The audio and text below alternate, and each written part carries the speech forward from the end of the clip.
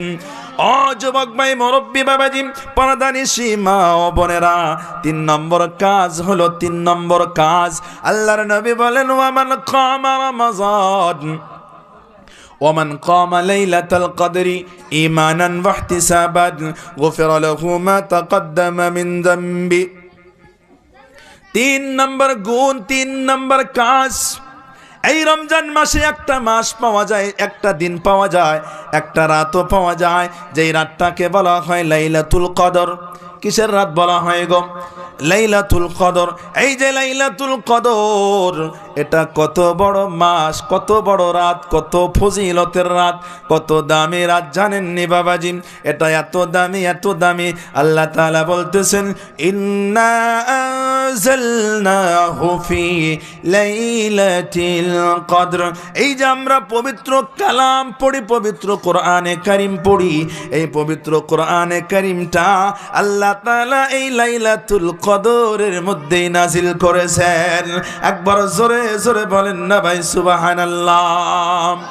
এই সূরার মধ্যে আল্লাহ বলতেছেন, বান্দারি জেনে নাও এই লাইলাতুল কদরটা কত ফজিলতপূর্ণ। ও বান্দা, জানোনি লাইলাতুল কদরি খায়রুম মিন আলফি শাহর। ও বান্দা, এই যে একটি রাত, লাইলাতুল কদর, একটি রাত, একটি রাত, এই একটি রাত 1000 রাতের থেকে, 1000 মাসের থেকেও উত্তম। একবার জোরে জোরে বলেন না ভাই সুবহানাল্লাহ। লাইলাতুল কদরি খায়রুম মিন আলফি শাহর। 1000 মাস, 1000 মাস, 1000 মাস ইবাদত করলে, 1000 মাস ইবাদত করলে আপনি যত সওয়াব পাবেন, আর সেই 1000 মাসের মধ্যে লাইলাতুল কদর থাকলে চলবে না। 1000 মাসের মধ্যে যত ইবাদত করলে যত সওয়াব, এই লাইলাতুল কদরের মধ্যে একটি রাত ইবাদত করার মধ্যে আল্লাহ তাআলা 10,000, 1000 মাসের সওয়াব জমা করে দেবেন। ও যুবক ভাই, মুরব্বী বাবাজি, কিন্তু না না না না না, এই লাইলাতুল কদরের মধ্যে আমাদের সমস্যা হয়ে গেছে। দেখবেন লাইলাতুল কদরের মধ্যে খানা দানার ব্যবস্থা করা হয়, চা পানির ব্যবস্থা করা হয়, নামাজের কোনো খবর নাই। দেখবেন এক গ্রুপ মসজিদের সম্মুখে দাঁড়াইয়া দাঁড়াইয়া গল্প করতেছে, আরো এক গ্রুপ মসজিদের ভিতরে গল্প করতেছে, আরো এক গ্রুপ রাস্তার মাঝে দাঁড়াইয়া দাঁড়াইয়া গল্প করতেছে। এমন ভাবে বান্দা রাতটাকে কাটাইয়া দিল। না না না না না, এই যে রাতের মধ্যে একটা দামি সময় আছে, কবুলিয়াতের সময় আছে, যেই সময়টা বান্দার দোয়া আল্লাহ কবুল করেন, যেই সময় বান্দার কথা আল্লাহ শোনেন। ও যুবক ভাই, আপনি রাস্তায় দাঁড়িয়ে আছেন, মসজিদের সম্মুখে দাঁড়াইয়া আছেন, আপনি মসজিদের মধ্যে বসে বসে গল্প করতেছেন, এই সময়টা আপনি আল্লাহর ইবাদতে নাই, আর এই দামি সময়টা এই সময়ের মধ্যেই পার হয়ে গেছে। ও যুবক ভাই, আপনি সারাটি রাত জাগবেন, আপনার শুধু ঘুম ভাঙা ছাড়া, সারাটি রাত জেগে থাকা ছাড়া আর কোনো লাভ হবে না। এই রাত যদি জাগতে চান, এই রাত যদি ইবাদত করতে চান, কিছু সময় কোরআনে কারীমের তেলাওয়াত করবেন, কিছু সময় তাসবিহ তাহলিল করবেন, কিছু সময় দোয়ার মধ্যে থাকবেন, আবার কিছু সময় নামাজের মধ্যে থাকবেন। এই যে নামাজ পড়া নিয়েও আমাদের মধ্যে একটা বিশৃঙ্খলা হয়ে যায়। যেদিন 27 রাত চলে আসে, সেদিন মোবাইল ফোনের মধ্যে শুধু ফোন আর ফোন আর ফোন। শুধু একটাই প্রশ্ন, হুজুর কোন সূরা দিয়ে নামাজ পড়ব? এই লাইলাতুল কদরের কয় রাকাত নামাজ পড়ব? ও হুজুর, এই নামাজের জন্য নিয়ত কিভাবে করব? এমন সমস্যা আছে না নাই? এমন সমস্যা আছে না নাই? দেখবেন প্রত্যেকটা ব্যক্তি একটা কথাই বলবে, হাইরে নিয়াত কিভাবে করব, নামাজ কোন সূরা দিয়া পড়ব, কয় রাকাত নামাজ পড়ব? এই প্রশ্নটা শুধু হুজুরদের কাছেই যায়। ও যুবক ভাই, মুরব্বী বাবাজি, এই 3টা বস্তু আপনাদের কাছে ক্লিয়ার করে দিয়ে যায়, 3টা বস্তু ক্লিয়ার করে দিয়ে যায়। যদি ভালো করে মন দিয়ে শোনেন, তাহলে জীবনে আর কোনোদিন হুজুরদের কাছে প্রশ্ন করতে হবে না। এই যে লাইলাতুল কদরের নামাজ, এর জন্য নিয়ত, আপনি যে নিয়াত করবেন, নিয়াত দেখেন, অন্তরের নিয়াত হলো সব থেকে বড় নিয়াত। আপনি যখন বাড়ি থেকে বের হয়ে গেছেন, বাড়ি থেকে বের হয়ে গিয়েছেন মসজিদের জন্য, যখন আপনি মনে মনে নিয়াত করেছেন আমি মসজিদে যাইতেছি লাইলাতুল কদরের নামাজ পড়ার জন্য, তখনই তো আপনার নিয়াত হয়ে গেছে। আলাদা করে নিয়াতের তেমন কোনো জরুরত নাই। হ্যাঁ, যদি আপনার মনকে তাসাল্লি দেওয়ার জন্য, আপনার মনকে সান্ত্বনা দেওয়ার জন্য আপনি যখন নামাজের জন্য দাঁড়াইবেন, তখন আপনি বলবেন, মালিক গো, এই লাইলাতুল কদরে 2 রাকাত নামাজের জন্য আমি দাঁড়াইয়া গেলাম নফল নামাজ। ও মালিক, এই যে আপনি নিয়াত করলেন, নিয়াত হয়ে গেল। এখন আপনাদের মনের মধ্যে একটা প্রশ্ন আসতেছে, ও হুজুর, আমরা তো ছোটবেলা কায়দার মধ্যে পড়েছি, নাওয়াইতু আন উসাল্লি লিল্লাহ পড়েছি না নাই? ও হুজুর, তাহলে সেগুলা কি করব? আরবি নিয়াত তো ভালো করে বলতে পারি না, সেজন্যই তো আপনাদেরকে বলতেছি আরবি নিয়াতের কোনো দরকার নাই। কারণ আপনি আরবি ভাষাই ভালো করে বুঝতে পারেন না, আরবি ভাষা ভালো করে শুদ্ধ করে বলতে পারেন না।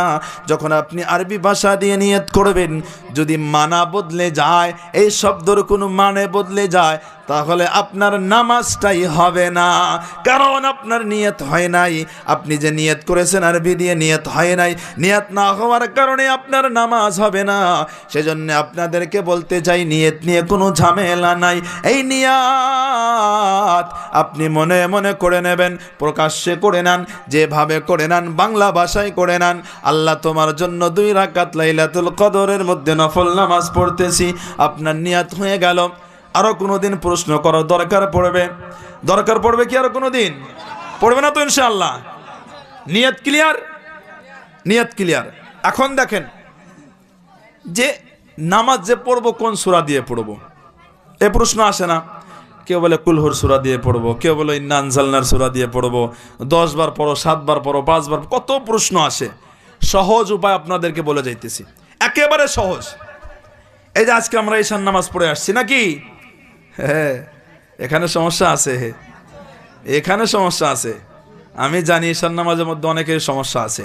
তো যাই হোক, যেনারা আসছেন আল্লাহ কবুল করুক, যেনারা নামাজ পড়ে আসেন নাই আল্লাহ পড়ার তৌফিক দেন, সবাই বলুন আল্লাহুম্মা আমিন। এই যে ঈশান নামাজ আমরা পড়ে আসছি, ফরজ পড়েছি, সুন্নত পড়েছি, নফল পড়েছি, ভিতর পড়েছি না নাই? পড়েছি। এই যে নামাজটা যেইভাবে পড়েছি আমরা, এই নামাজটা যেইভাবে পড়েছি, এইভাবেই 2 রাকাত করে আমি শবে কদর লাইলাতুল কদরে পড়ব। বুঝতে পেরেছেন? প্রথম রাকাতে আলহামদুলিল্লাহ পড়লেন, সূরা আলহামদুলিল্লাহ সূরা পড়লেন, তার সাথে ধরে নেন আপনি কুল আউযু বিরাব্বিল ফালাক পড়লেন। দ্বিতীয় রাকাত শুরু করলেন, আলহামদুলিল্লাহ পড়লেন, তার সাথে কুল আউযু বিরাব্বিন নাস পড়লেন। তাহলে কমপ্লিট হয়ে গেল, 2 রাকাত কমপ্লিট হয়ে গেল। এমনভাবে আপনি সূরা মিলাইয়া পড়েন, তাহলে সূরার তো আর কোনো সমস্যা নাই। কোন সূরা দিয়ে পড়ব? এখন কথা হলো যে হুজুর কত রাকাত পড়ব? দেখেন, আল্লাহ তাআলার কাছে সংখ্যার কোনো দাম নাই, আল্লাহ তাআলার কাছে বেশির কোনো দাম নাই। আল্লাহ তাআলা কম বস্তু যদি আল্লাহর জন্য হয়, তাকওয়া পরহেজগারি যদি তার মধ্যে থাকে, আল্লাহ তাআলার কাছে সেই কম বস্তুটাই বহুত দামি হয়ে যায়। এই যে আমি সারা রাত 100 রাকাত নামাজ পড়েছি, 1000 রাকাত নামাজ পড়েছি, আইরে আমার একটা সিজদা ভালো হয় নাই, একটা রুকু ভালো হয় নাই, একটা কিরাত ভালো হয় নাই, একটা তাসবিহ আমার ভালো হয় নাই, কিন্তু একজন বান্দা 2 রাকাত নামাজ পড়েছেন, সহি শুদ্ধভাবে সিজদা করেছেন, সহি শুদ্ধভাবে বান্দা রুকু করেছে। হায়রে আল্লাহর ভয় অন্তরে লইয়া বান্দা দাঁড়াইয়া, হায়রে আল্লাহ আমাকে দেখতেছে, আমি কি করতেছি আল্লাহ দেখতেছে, এই নিয়তে বান্দা নামাজের মধ্যে দাঁড়াইয়া নামাজ পড়েছে, কুদরতি কদমে আল্লাহর সিজদা দিয়েছে, ভয়ে দিয়েছে। এই যে বান্দার তাকওয়া, এই যে বান্দার পরহেজগারি আমার আল্লাহর কাছে এত পছন্দ হয়ে যায়।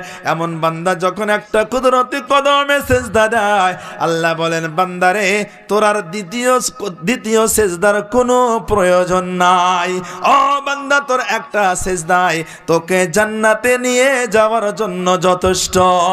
একবার জোরে বলেন না ভাই সুবহানাল্লাহ। সেজন্য বলবো, আপনি 20 রাকাত পড়েন, আপনি 30 রাকাত পড়েন, 12 রাকাত পড়েন, 10 রাকাত পড়েন, যে কয় রাকাত পড়েন কোনো সমস্যা নাই। আপনি যতটা পড়তে চান পড়েন। আবার যদি বলেন যে 4 রাকাত পড়ে শেষ করব, তাও শেষ করেন, কোনো সমস্যা নাই। এর কোনো রাকাত কোনো নির্ধারিত করা নাই। এই যে বলে 12 রাকাতই পড়তে হবে, এই যে শবে বরাত চলে গেল, এই শবে বরাতের দিন অনেক সমস্যা হয়েছে, না না না না না, এমন কোনো বস্তু নাই। সেজন্য আমার যুবক ভাই মুরব্বী বাবাজিদেরকে বলবো, এমনভাবে যদি আপনারা আমল করেন, আল্লাহ তাআলা অবশ্যই আপনাদের আমলগুলাকে কবুল করবেন। ও যুবক ভাই মুরব্বী বাবাজি, আল্লাহর নবী রাহমাতুল লিল আলামিন নবী আমার এই দুনিয়ার বুকে কারো জন্য, নিজের ব্যাপারে কারো জন্য বদদুয়া করেন নাই। 3 জন ব্যক্তির জন্য আল্লাহর নবী বদদুয়া করেছেন। 1 নাম্বার, একটি সময় নবী আমার মসজিদে নববীর মেম্বারে উঠতেছেন, মসজিদে নববীর মেম্বারে উঠতেছেন, প্রথম সিঁড়িতে যখন পা মুবারক রেখেছেন, নবী আমার বলতেছেন আমিন। দ্বিতীয় সিঁড়িতে যখন পা রাখলেন, নবী বললেন আমিন। তৃতীয় সিঁড়িতে যখন পা রেখেছেন, নবী বললেন আমিন। সাহাবারা অবাক হয়ে গিয়েছেন, হায়রে নবীকে জীবনে কতবার দেখলাম এই সিঁড়িতে উঠতে, জীবনে কোনোদিন নবী মেম্বারে ওঠার সময় আমিন বলেন না, আজকে 3 সিঁড়িতে 3 বার নবী কেন আমিন বললেন? সাহাবী জিজ্ঞাসা করতেছেন, ইয়া রাসূলুল্লাহ, ইয়া হাবিবাল্লাহ, ওগো আল্লাহর পয়গম্বর, ও নবীজি আপনি কি জন্য 3টা সিঁড়িতে 3 বার আমিন বললেন? আল্লাহর নবী বলতেছেন, সাহাবীরা শোনো, ও সাহাবী, এই যে প্রথম সিঁড়িতে যখন আমি পা মুবারক রেখেছি, আমার কানে কানে জিবরাইল এসে আমাকে জানাইয়া দিয়েছে, আমাকে বলে দিয়েছে, ও পয়গম্বর আপনার উম্মতের মধ্যে ওই সকল বান্দা ধ্বংস হয়ে যাক, ওই সকল বান্দা ধ্বংস হয়ে যাক যে সকল বান্দা রমজান মাস পেয়েছে আর জীবনের গুনাহ খাতাগুলা মাফ করতে পারে নাই। যখন জিবরিল আমাকে এই কথা বলেছে, তখন আমি বলেছি আমিন। যে দোয়ার মধ্যে নবী বলেছেন আমিন, সেই দোয়াটা কবুল হওয়ার কোনো সন্দেহ আছে? কবুল না হওয়ার কোনো সন্দেহ আছে? নাই নাই, ডাইরেক্ট কবুল। অর্থাৎ যেই বান্দা রমজান মাস পেয়েছে আর জীবনের গুনাহ খাতা মাফ করতে পারে নাই, সেই বান্দা অবশ্যই ধ্বংসের পথে আছে। কথা বলেন ঠিক কিনা? ও যুবক ভাই মুরব্বী বাবাজি, এই রমজান মাস হলো গুনাহ মাফ করার মাস। এই রমজান মাস জীবনটাকে শুধরানোর মাস। এই রমজান মাস হলো রহমতের মাস। এই রমজান মাস হলো বরকতের মাস। এই রমজান মাস মাগফিরাতের মাস। ও যুবক ভাই, আমার মুরব্বী বাবাজি, পর্দানিশী মা ও বোনেরা, এই রমজান মাসটাকে কদর করেন, রমজান মাসটাকে আপনি ভালোভাবে ব্যবহার করেন। যে রাব্বুল আলামিন আমাদেরকে 12টি মাস দিয়েছেন, 12টি মাস যে রবের আমরা নাজ ও নিয়ামতগুলা ভোগ করতেছি, 12টি মাস যে আল্লাহ আমাদেরকে দিয়েছেন, নিজের সমস্ত কাজ কর্মগুলা যে 12টি মাসের মধ্যে করতেছি, যে আল্লাহ আদর করে মায়া করে আমাদেরকে 12টি মাস দিয়েছেন, সে আল্লাহর জন্য কি আমরা একটা মাসও দিতে পারবো না? কে কে আছেন একটা মাস দেওয়ার জন্য? কে কে আছেন একটা মাস আল্লাহকে দেওয়ার জন্য? আল্লাহ তুমি সবার হাতকে কবুল করে নাও। সবাই বলুন আল্লাহুম্মা আমিন। একটা মাস আল্লাহকে দিতে হবে। এই রমজান মাসটাকে ভালো করে ইবাদত করতে হবে।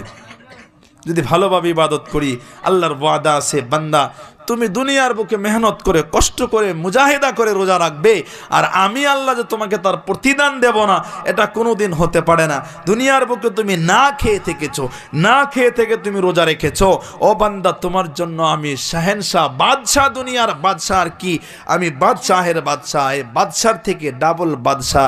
যেমন দস্তরখান খানা দানা হয়, তার থেকে সুন্দর দস্তরখান তোমার জন্য আমি বিছায়া রাখবো। বলেন সুবহানাল্লাহ। তাহলে 1 নম্বর কি বলেছেন নবী আমার?